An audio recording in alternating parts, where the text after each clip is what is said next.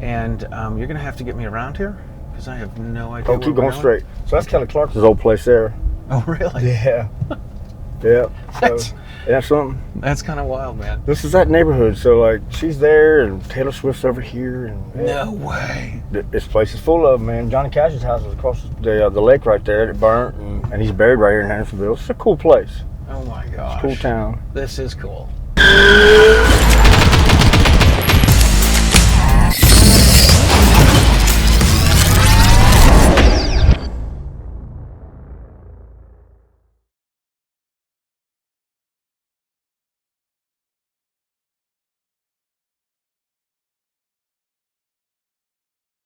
All right, before we start this episode of Riding Shotgun with Charlie, I want to say thank you guys for tuning in and watching the show. If you are new to YouTube, please make sure you hit the subscribe button and hit the notification bell. That's good for all stuff YouTube. If you are listening to the show in podcast form, you can leave a positive review there. That's always appreciated. And if you enjoy the show, if you get something out of it, if you want to help a brother out, you share the show with your friends because that is how we get the Stagecoach across America. All right, welcome to this episode of Riding Shotgun with Charlie. Today we are in Hendersonville, Tennessee, and I have with me Chris Henderson. Not the mayor, but everyone thinks he is. Or the owner. Chris, how you doing, buddy? I'm living the dream, man. Thanks for being too. on the show. Before we kick things off, we officially have to thank Zeke Stout for setting this up. Good dude, man. Good dude. I was staying at Zeke's house the last couple nights, and he's like, hey, do you have time to interview somebody else? I'm like, yeah, of course.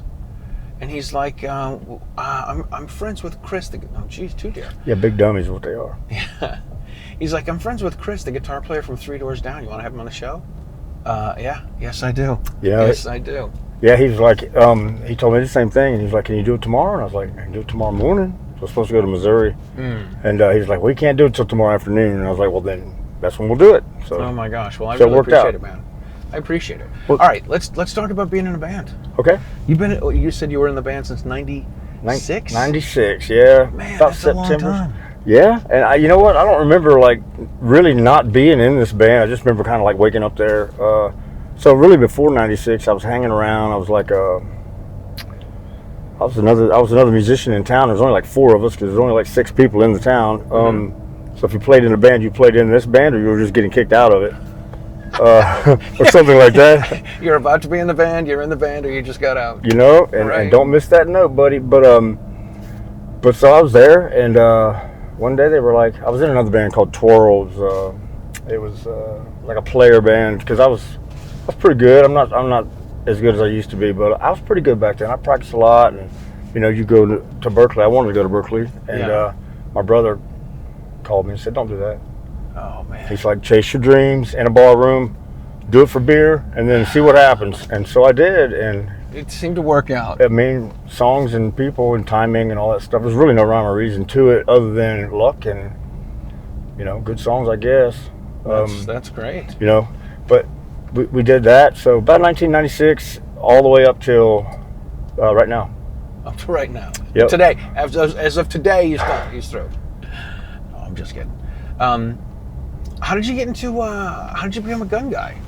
Well, I was in the Navy. So right out of high school, I went in the Navy, and of course didn't do much with guns at first, but I joined the what do they call it, the ASF, Auxiliary Security Force. Whenever the security guards went over to the Gulf War, they replaced them with us, and I was a mechanic, and that was my first exposure to like guns. And then I joined the Seabees.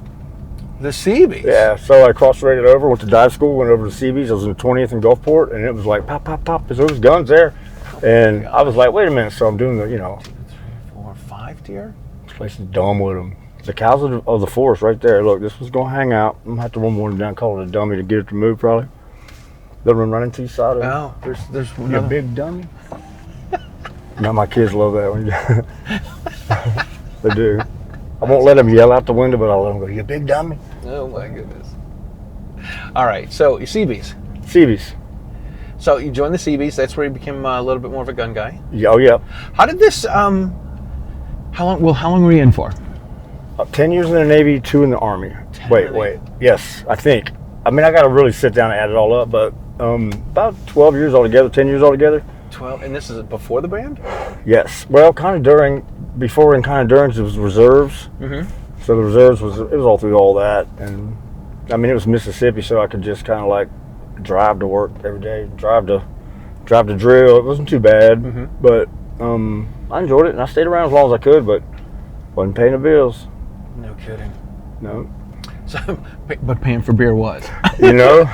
Well, man, we were making so even for a bunch of bar band guys, like when Three Doors hit the street, it wasn't like 25 people. It was like 250, 300 people every night. And the reason for that is because of that one song and the fact that we come from a crazy place called Escatawpa that has about 2,200 kids that live in it. Yeah. That stick together like turds, man. And they go everywhere and fight, but they follow that band around, and they still do.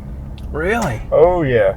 And you can't really say much to them. Like, you know, one thing on the internet was said something like, try to not mess it up for you. You forgot where you came from. No, I didn't. That's why I don't live there. You know what I mean? So it's like a shirt. And I put that on the internet one night, and I got blasted by the Escatawpa people. But I'm not from Escatawpa. I'm from Maryland. Right. And I just ended up there. And I obviously speak the language, so. Yes. Totally. It's another language for me, man. It is. Well, I love it. Yeah. That's cool. And then Tennessee's another one. Then Texas is another one. So. Yeah. So if you want to, you can probably just probably take a right here, and it'll be 4-lane and stuff like that. But okay. Yeah, it'd be nice. Going into Gallatin, that way's Nashville. Yeah. Let me stay away from that. Man, the traffic was horrible today. It is horrible through here. I'm sure it's horrible every day. It is. Yeah. There's really no off day. Even like Sunday, it's pretty bad. Yeah, that stinks. It's like construction all over the place. So all the different highway hubs that come in, and they'll get it right one day, but it ain't today. Not today. Not at all. Not at all. Well, Hendersonville. Well, I'm gonna keep changing the subject, but there's not enough cell towers for the amount of bandwidth needed, so these cell phones don't work up here. So. Oh, great! Mine's ringing off the ringer. Oh, that's a good thing. You at AT&T? Yeah, AT&T. Not for long. Get up around here, it'll start dying a little bit. Oh, that's not good. It'll be all right. That's all right. All right. Anyway, so let's get back to it. So you became a gun guy, 10 or 12 years in the Navy, in the Army, while you were still playing in the band. Yep. When did you start? First of all, was there any weird conflict between being a gun guy and being a musician? No, not in Three Doors. No, man, because like we've never cared about any of that stuff. Like really, like what do you want us to think? Nope, that's not it. We're not thinking this way because you think this way. This is the way we're thinking. So guns are always all right, and that's cool. Just the way it is. That's cool. I spent 10 years. It's obviously different in Boston, where I went to school, and where I moved back to and gigged. But wasn't a gun guy, and after I thought I wanted to become a gun guy, I remember talking with one of the guys and saying, you know what, I think I want to start carrying a gun. He's like, what, do you want to carry a little 38? I'm like, yeah, that's what I want to do. Exactly. But it'll have 17 rounds in it. I carry a little 38, man. I get a little J-frame that I carry. Good for you, man. So that was the game plan. That was what I wanted to carry, and that's what I carry.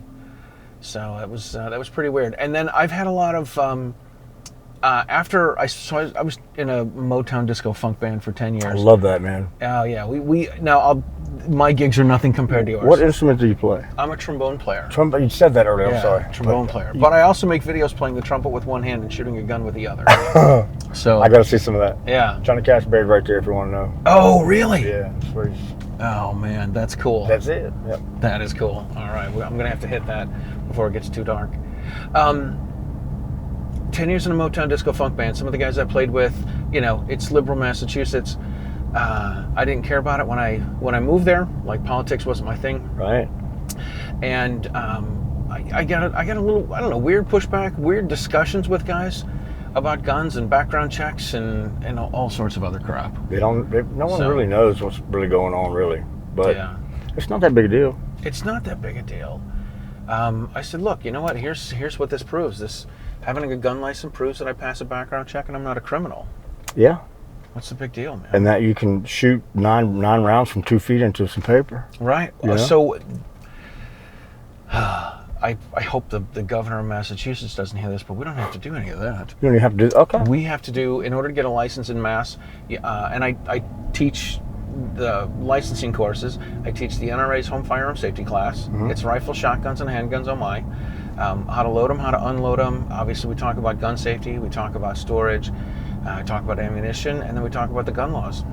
Okay. No live fire, 4 hours, all lecture, and easy peasy. They did make some changes in the gun law, so who knows what the hell's going to happen and how they're going to change it, but there is some sort of a change coming. So we don't have to do any live fire. We don't have to do a qualification yet. So it's weird coming from a liberal state where it really is a minimum requirement in order to get a carry permit. Yeah. Well, you don't even need one.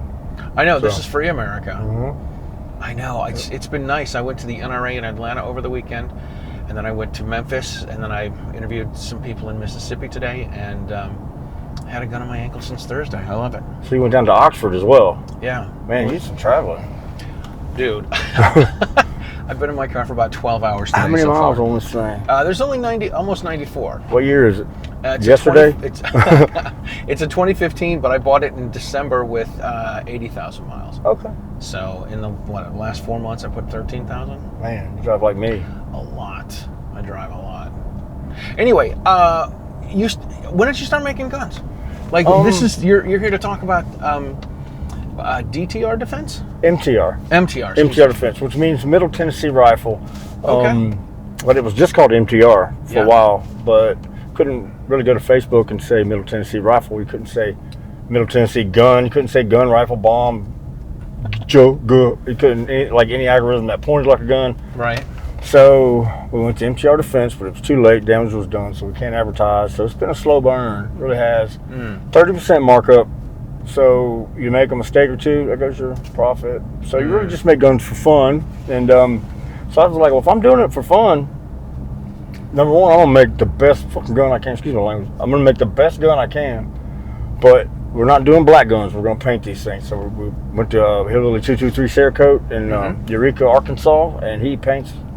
Man, he paints. And my neighbors also do it, but they're it's young Jake. He's only 19 or 20 years old, so he's got to get some experience. But he does a pretty good job and tries real hard. Cool. And there's super nice people. So, but they paint so we paint pretty much everything. And then I got 3 industrial lasers and just ordered a ghost gunner so we can do some smithing and cut slides. Yeah, we want to do it all. And that's cool. UV printers, so you print UV stuff. It's like it was a gun place that turned into some other place, like a promotional place, but it's still under the flag of MTR Defense, which is kind of cool. And then I'm opening up another branch of it now to where I just do promotional materials. So like if any other company wants like hats, I'll do 50 hats. So I do the Glock store here in Nashville. Oh yeah. I do their battle mugs and I do all their hats. Oh, and that's cool. It's been fun. They've been great to me. So I love that. So what is your day job now?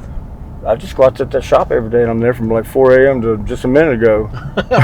Until I drive by. Yeah, and the whole time I'm going, hey, I gotta go. And right. One machine's got 20 minutes left. It's like washing machines. But, oh my gosh. But we get, we do our best, and that's my day job right now. That and taking care of Brantley, my son. That's awesome. And the 4 dogs. And the 4 dogs. And then there's 4 more that come when my fiance comes down. She brings 4 more. Nice. So there's 8 dogs. That's great, man. Yeah, man. Big family, big happy. That's the way to be, man. I don't want to say I don't like my day job, but This isn't your day job? This is not my day job. This is not even my day hobby. I can't wrap my head around it because you did 13,000 miles in like a week. Yeah. No, my day job, I hate blowing my cover here because people think I'm cool, but I teach instrumental music at Catholic schools.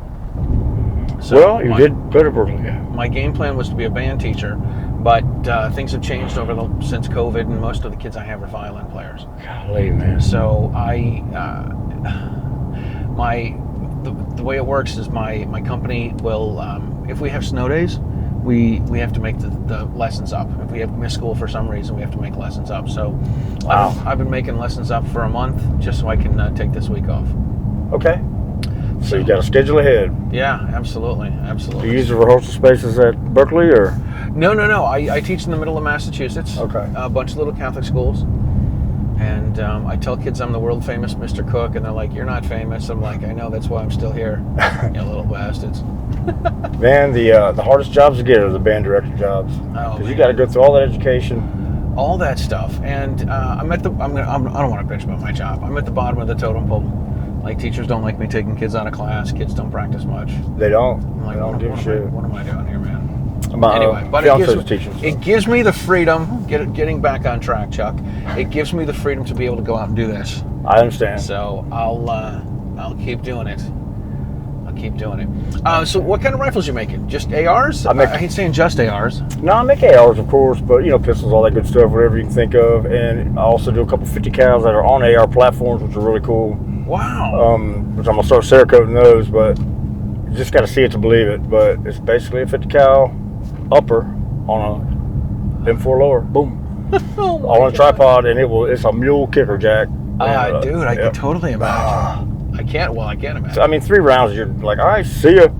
But it's one of those cool novelty guns. But we do those, and we do a lot of pistol stuff and customization. So we're trying to start building some things, but it's just not enough time in the world at all. I'm the only guy. I'm a one-man show out there, and I can get a lot of stuff done, but I just can't get it all done. And it's me and a 7-year-old, and I got one employee who also works for AT&T. Speaking of day jobs, his wife hates me. So whenever he comes out there, I'm like, Bridget must be on vacation. Oh my gosh, that's funny. But he can come out 2 days a week, and you really can't help much. And that's it. And it's just me. That's it. So, what kind of stocks do you put on them? Like barrel lengths, Hogue or Magpul, everything. So we just keep everything up. Triggers will be Velocity, CMC, Samson handguards. Dr. Guns made the uppers and lowers, all billet. We don't do any forge. We've got a couple forge stuff, but we don't do any forge lowers at all. Right. One that looks sleek and good, and threads work, all that good stuff. And they do all of our upper and lower build kits, and then we take that trigger crap out of there and drop triggers in them, and everything's upgraded. And they're nice guns. And we also make sure that we stake everything, torque everything. Yeah. And that little upper, I guess it's called the upper adjustment screw, where you tighten the upper up where it doesn't move. Mm-hmm. Big deal to us. Yeah, I got to tell you, I've my AR's got a little wobble to it. Yep. I think it's supposed to, right? Well, if it's forged, if you're running a can, you want the dirt to get out, but do you want it to get out? I live in occupied territory, so I'm not running a can. Okay. Yeah, no, you're not probably. I'm running cans like crazy, and but that's still my gun's tight. Because they make racket when you move, when you run with them. And you don't want to try to have to hold your gun still, but no one else can hear you. Right. Do you do any competitive shooting? I don't have time. Because you have to go out there and do that shit. Yeah, you got to practice. I'm like, how am I going to how am I going to work today if I got to go practice for 3 hours? But I do train a lot when I can, and I definitely shoot every week. So just to keep the skills up a little bit. And some days are just like good days, some days are bad days, and I need to go train for 17 hours tomorrow, but you know that you don't have to. Just good days and bad days, and just hopefully the training kicks in, which it does. That's cool. That's cool. So how do people order these? Where do they order them from? MTRDefense.com, right off the website, or they can call us and be like, hey, I want this, want that. And we have 7 finishes. We got terrible pictures on the internet. That's really hard to do, by the way. It is. Jesus Christ. It is. You got to get a little booth and lights. You got to get a tripod. You got pre and post production and pictures, which now everything's snapping. It's just it's perfect. But man, I had a guy in there taking pictures for 12 days of everything, dog tags, 4 different angles. And I'm like, what the fuck? And thousands of different little thumbnails everywhere. I don't even know where they all are. And oh my gosh, none of them are really that good. So we got to redo them. But the rifles are really cool. Yeah. And we got them in the Glock store, they were nice enough to put them on consignment, and then people can buy them straight from us. Nice. But we also carry Henry, we also carry Winchester. So we're a gun store, and just an online retailer, and everything by appointment. So I don't want people just showing up. Right. And if you've never been out there, but it is in the middle of nowhere. And the address will take you to a dirt road, and then a dirt road to a creek, and no one will cross that creek, so they don't think. And they'll go on Google and review us, this place is not here, and they won't answer the phone. Oh my gosh. Yeah, that could be a problem. You put a little sign out, be like, hey, yes, you're in the right spot. I did, and then the neighbors took it down, or the lawnmower took it down, or whatever. It's okay. Everybody knows where we're at now because we've been out there so long. But very cool. Yep. How long have you been doing it? Since 2016, I think, just commercially. Yeah. I've been doing guns my whole life, but in a roundabout sort of way. Mm-hmm. Not doing any machine, but we're going to do some now. Right. Yeah. Which FFL do you have to have for that? 07. An 07. Mm-hmm. Okay. And that's to make guns. Yep, to manufacture firearms. And then we got I can't think what the SOT is right now. What a class 3 or class 2 to manufacture Machine explosive guns? devices. Yeah. Oh, machine that's I think O2s. probably 02. Yeah. O2's explosive devices. O3's machine guns. Yes, but I can do all of it. I think I don't know, but I can. And then so we got that, and we sell a lot of silencers. We do Rex Silentinium cans, Mm-hmm. and we're a master dealer, which is pretty fast-paced thing, because when people find out you're a master dealer, they start buying cans from you. And cans can be fast and they can be slow. They can be what they are, but Right. if you don't push them in the right direction, they're going to be slow. Mm. So learning that the hard way, E-forms is tough. Yeah, I was talking with, over the weekend at NRA, I was talking with Brandon Maddox from Silencer Central, Mm-hmm. and they do everything. They Yeah. do, they set up a trust, they do all the paperwork, they do everything for you.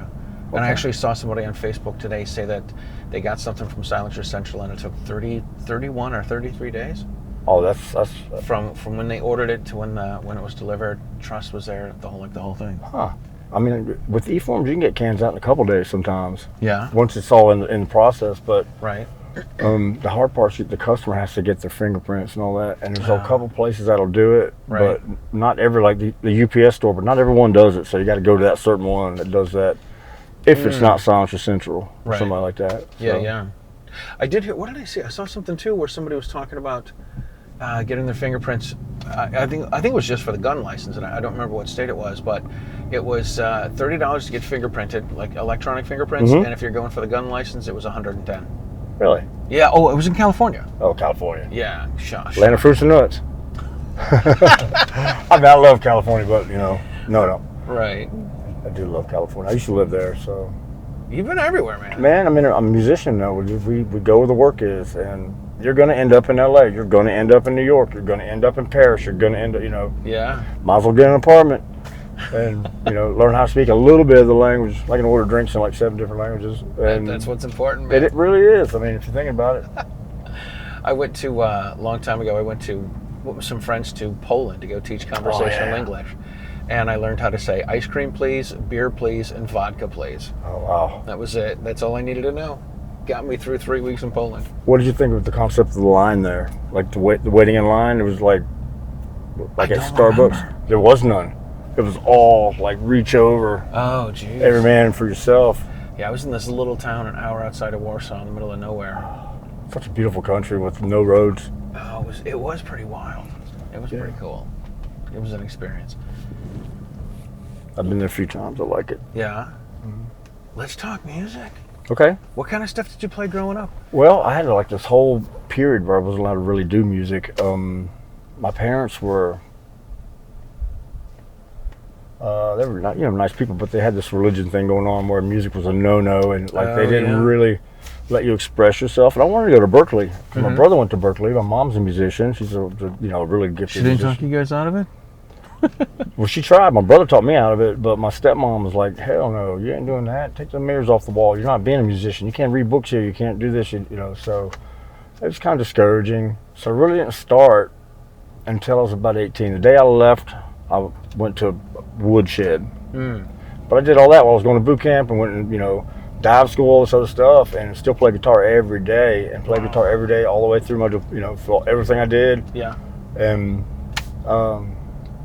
it came naturally to me, That's great. and my brother shipped me Berklee books on how to read music, and I just taught myself halfway. This was going to be like, this is the stuff that aggravates the crap out of me when you find out someone's a great musician and they can't read.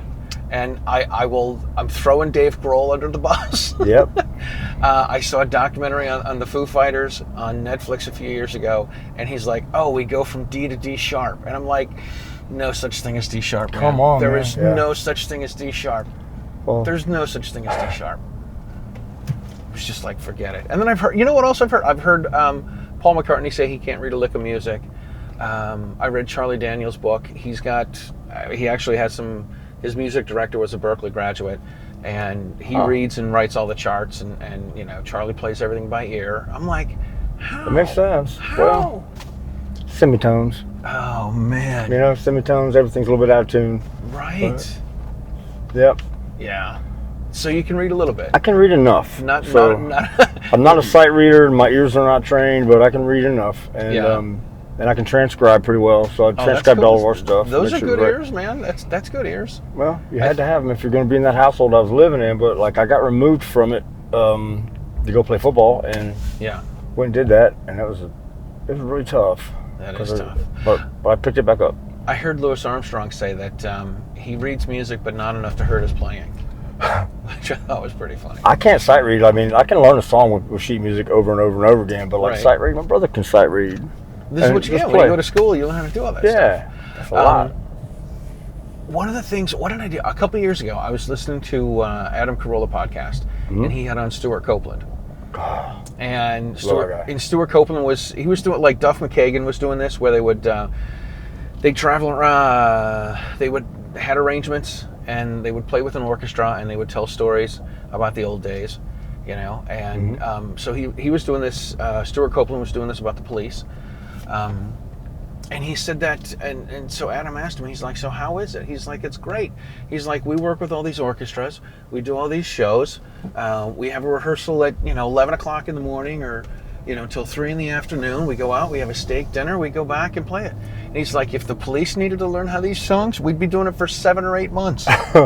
He's like, "We'd be working on this stuff all day long." But he's like, "These people that can read, they nail it." Yep.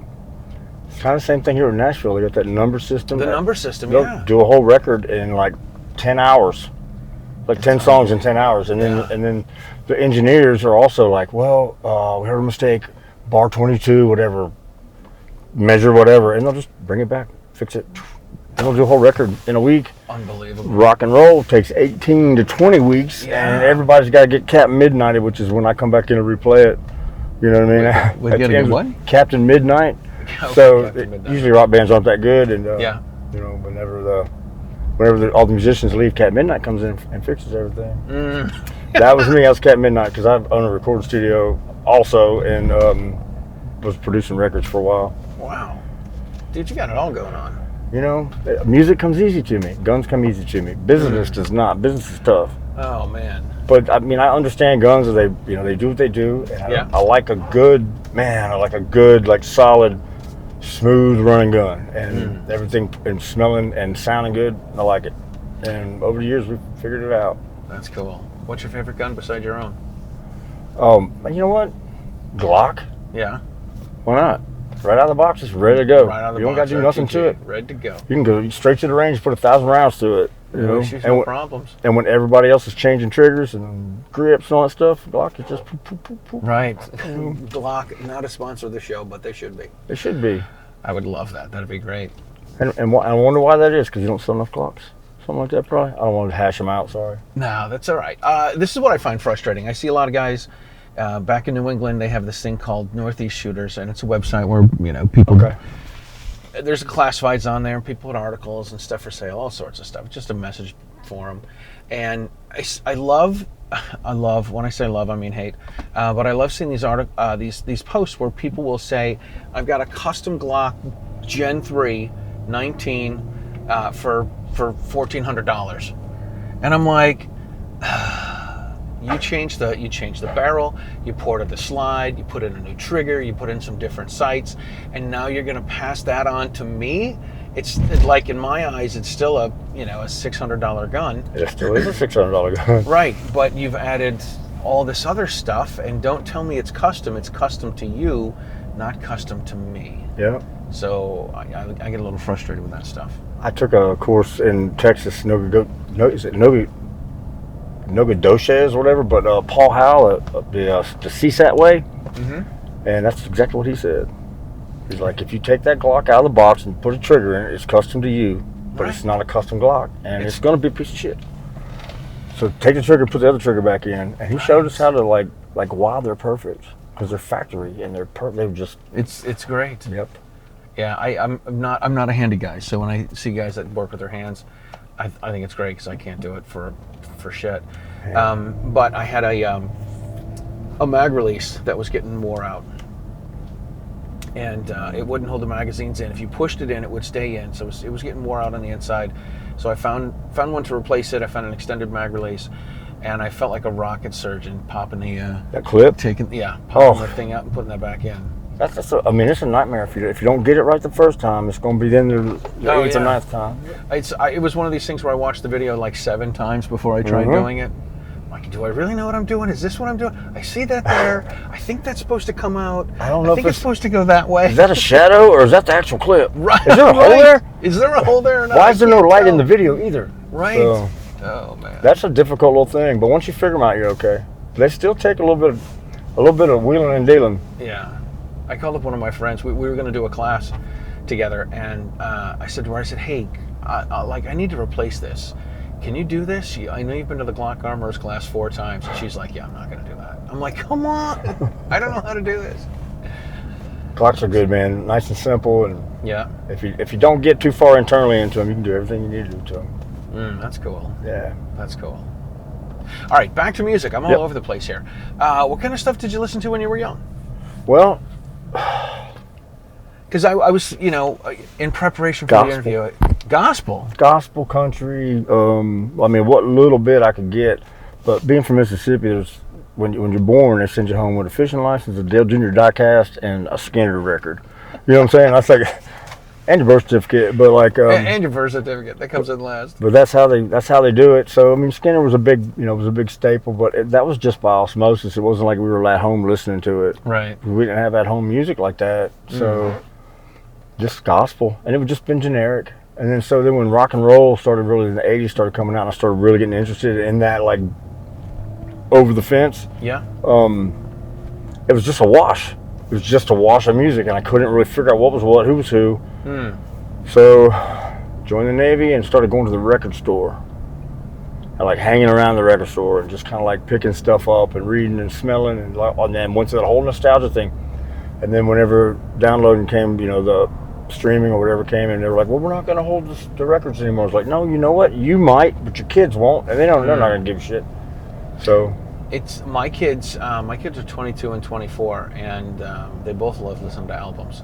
Yeah, some kids do. Like, they both have record players. My son went and bought a nice record player that's really after cool, he graduated college and got a nice job. That's really cool, though. Yeah. My kids all have iPhones, and that's it. Oh, man. And they're like, what's a CD? Hey, your son's playing all this stuff on his phone on Spotify for me. That's great. We went and got them all instruments for Christmas this year, like guitars, basses, drums, everything. Yeah. Just rotting around in the corner, but there's 7 of them. Somebody pick something up. Well, that's cool. Yeah. I do appreciate this. My son noticed that some rapper used the intro to John Coltrane and Duke Ellington's In a Sentimental Mood. Okay. Right? So it's a little piano thing. Yeah. And so some rapper ended up using that. And then, both my kids, I think they were in high school, and my son's like, Dad, I really like Marvin Gaye's What's Going On album. He's like, this is a really great album. Yeah. So, so all right, so where does it go from there? Well, the music stuff.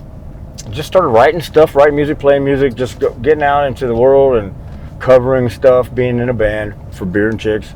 And then it turned into money right quick. And then once even back then, once it turned into $1 and a cent, some people go, all is mine. Some people go, I'm one of those guys. I'm just like, I don't care about that part. Let's all have fun. You know what I mean? Right. If there'll be plenty, if there is, if there's not, there's not.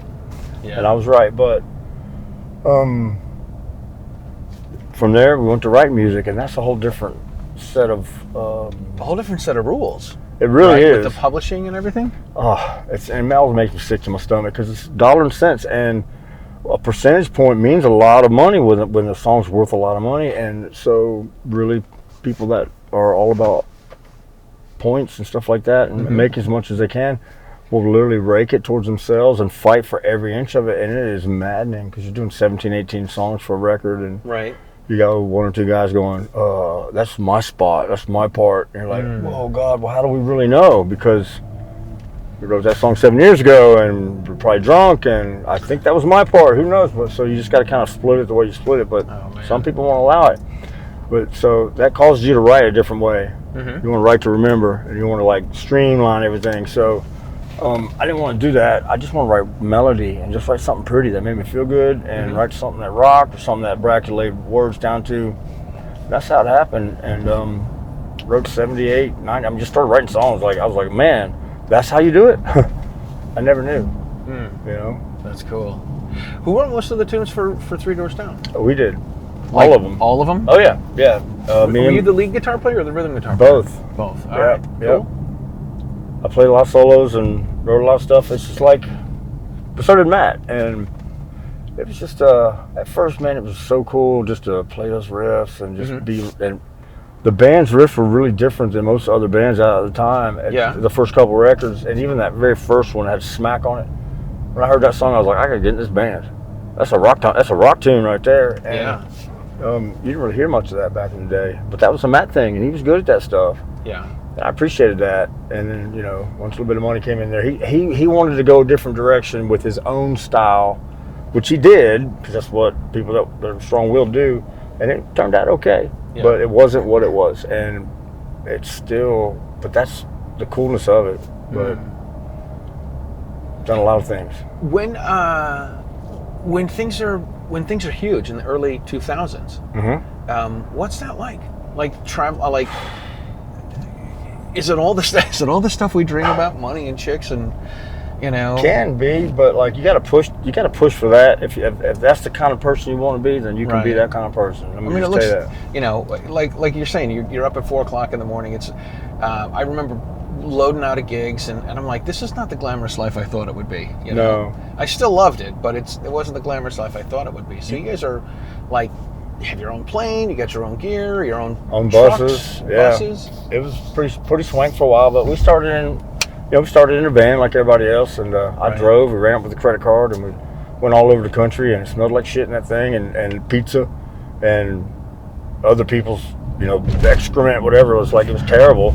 But we'd do 2 or 3 week runs in that thing, and I got cotton mouth pretty bad. I should drink a little bit. Yeah, have a drink, man. Have a drink. Interviews make me nervous. I always have. Nervous, yeah, because I'm very intimidating. You are, yeah.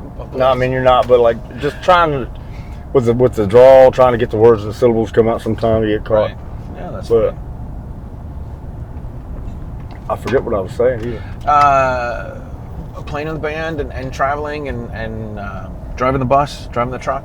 Driving truck, and just like being like in that van, and I drove everywhere I went and listened to like a what do you call that? I can't remember, the Walkman. But I listened to the Walkman in the driver's seat, and we do 18, 19 hours a day, play a show, get back in that van and do it again, and like Knoxville, Chattanooga, Nashville, Jackson, Mississippi, back down to Mississippi, Mobile, Alabama, Miami, Tampa, Texas, in a van and trailer, like not even a real van, like a U-Haul with a U-Haul trailer on the back of it, and we're going down to Tampa, Florida to do a show for 98 Rock.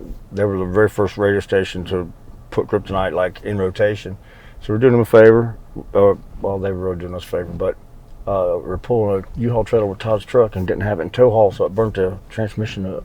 Burnt a hole in the highway, and so we didn't make that show.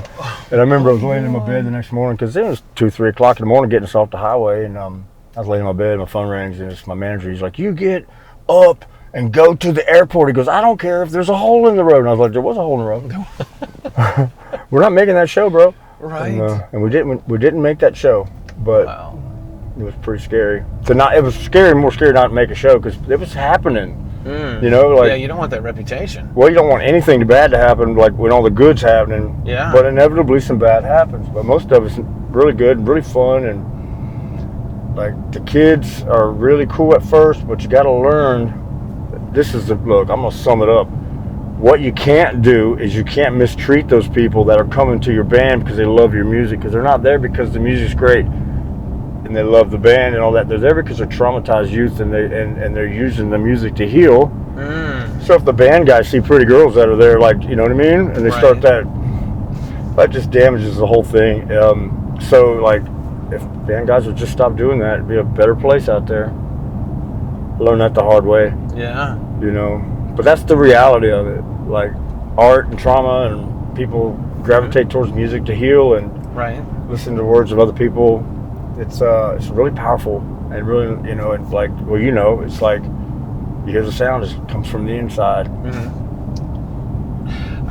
How often do you guys still play?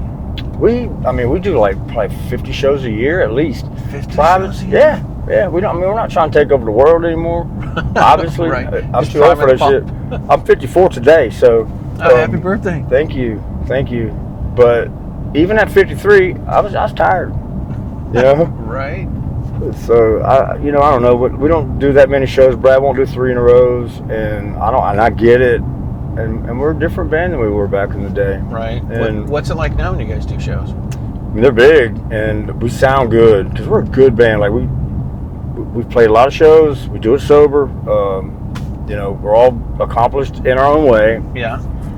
Definitely not a master. I'm a hacker, but I play the parts, and that's what we do. And we try to make everything as close to the original as possible for the fans, because they don't really give a crap if you got a B minor lift, you know, or whatever. They don't care. Yeah. They're like, what the fuck was that? That wasn't in the song before. Why'd you do that now? Right. And they really don't care, and they'll get angry. It's wild. Angry. It's wild to me to hear. I guess I want to know that they're playing live. That's my Yes. deal, right? Yes. I want to know they're playing live. I don't want to hear them lip syncing. I don't want it to sound surprised. exactly like the record, but you know, as far as the mix and everything. But I guess as far as the arrangement goes and whatnot, I would want it to be the same. I mean, I would want it all to be the same, really. I mean, it can be a live sound, but be the parts. But there's some bands out there, like some big bands that we all know and love, that are not playing at all. Yeah. And it's like, boom. And they're jumping around, doing their thing, and posting on the internet, but it's all smoke and mirrors, and that's a shame. Yeah. But I get it. Big songs, big production. Yeah. That's the way you got to do it. But that's wild. Who are some of the guys you went on the road with? oh, Skinner. Oh my gosh. Yeah, man. So I was a huge Skinner fan, and then we made a little bit of money. When I found out we were going out with Skinner, I went and bought from Gibson. Each one of those guys had their signature guitars. Yeah. To have them signed for a foundation or whatever. And Gary Rosington, so he has the Rosington SG, which is the Les Paul, but then there's a Rosington Les Paul, which is his 58. They're copies of those guitars. Well, they were all sold. I bought one of the Rosington Les Paul, so I had one of those, but the SGs were gone. They were accounted for. So they built me one. They built it, and I was like, wow. fuck. So it's like number whatever. And they built me a Carina Explorer, which was really cool. And I took that guitar out, and Gary saw it. He's like, you want me to play it? I was like, no, you can just sign it. And he gives it to his tech, and he's like, no, we're playing this one. So he set it up for Freebird, and they played it with Freebird. And what he does that slide solo, pulls that, it's a 12-aught wire out, plays a guitar solo, puts a 12-aught wire back in, plays the next slide solo. So he gave me that guitar set up like that, the guitar back that he signed, and gave me a slide that I've been playing Freebird with for like 25 years. It's in my living room. Wow. Oh yeah, that's cool. And he did all that with dementia and didn't remember any of it. And every day you'd meet him and he'd be like, hey, I'm Gary. Good to see you, buddy. Good to meet you, Gary. And just like went with it. But he played the hell out of guitar still. So Skinner was my main band. And the When I'm Gone solo, the first one, direct ripoff from them. Oh my gosh. I did it on purpose. Yeah. I was paying homage to the guys who, that not so much taught me how to play, but that was the music that I was like seeking to not hurt as a child, you know. Yeah. So that's cool. Yeah. I saw Skinner on it was one of the farewell tours a bunch of years ago. And I've gotten to the point where I don't like to go hear bands play because I enjoy it for about 3 songs. Yeah. And then I think to myself, hey man, if I would have practiced, that could have been me. I got to ask you that. So for you guys on the other side are teaching, and if you had aspirations to be rock stars and didn't make it, went to teaching, is that bitter end? Like, what is that? Absolutely. Because my brother, absolutely, he hates me, and he tried to be a rock star, and he just knows fans and boats about it. He's jealous, but I still love him. He's my brother. You're turn it this way. Turn here. Yeah. Unless you're going to go back a different way. I want to go to Johnny Cash's place before it gets dark. Oh, okay, yeah. Are we going to stay straight? No, yep. So it's Hendersonville Memorial Gardens. It's going to be right up here on the left. Okay. So what I'd like to do, I think we can wrap things up and then go out and get a picture before. Sure. I use natural lighting here. Okay. Bitter. Like, I wanted to be a rock star. I go hear people play. For Skinner, for me, I went to go see them with my friend a horn section came up to play Give Me 3 Steps, and I was like, I can play all that shit. But I'm sitting here in the audience, way up in the nosebleeds. I'm like, oh man, that's it. This is it here. So right. right there, or just turn right here, and then we'll go around the back. And so and I had when my kids were in school, I wasn't overly friendly with their band teacher, but people would say to me, how come the band teacher's so angry all the time? I said, because he wanted to be a rock star. Yeah. That's what he wanted to be. That's it. And whether it's a rock star, playing at gigs and traveling the world and all that stuff, or if it's playing with a symphony orchestra, that's being a rock star. And they're teaching your kids how to play hot cross buns. And that's what my life comes down to. Go around this way, I believe. Yeah. All right, and cool. Then, so it's in here somewhere.